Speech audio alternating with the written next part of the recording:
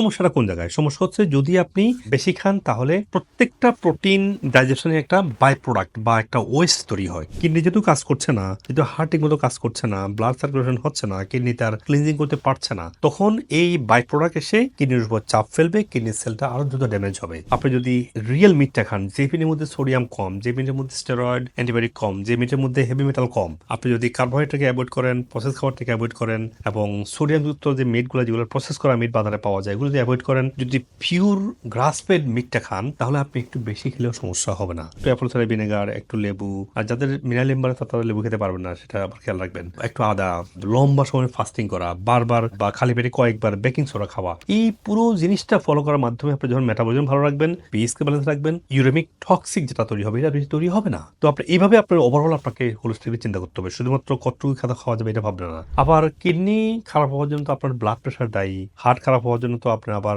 Process খাওয়াটা দায়ী, plant base খাবারের অভাব, আবার এখানে ডায়াবেটিস অনেক সময় কন্ট্রিবিউশন করে। রুট যে রোগগুলো আছে মানে আগে যে রোগগুলো আছে ওগুলো থেকে বেরিয়ে আসেন, তখন কিডনি অ্যাক্সেস ভালো হবে। স্টেম সেলই যে মাস্ট, যদি স্ট্রেস থ্রিতে চলে যায়, স্টেম সেলই আমাদের পেশেন্টরা ভালো হয়েছে, যারা ভালো হয়েছে আমি দেখিয়েছি। এই গুরুত্বপূর্ণ ভিডিওটি আপনারা শেয়ার করবেন যাতে করে আপনার আত্মীয় স্বজন এবং পরিচিতজন উপকৃত হতে পারে।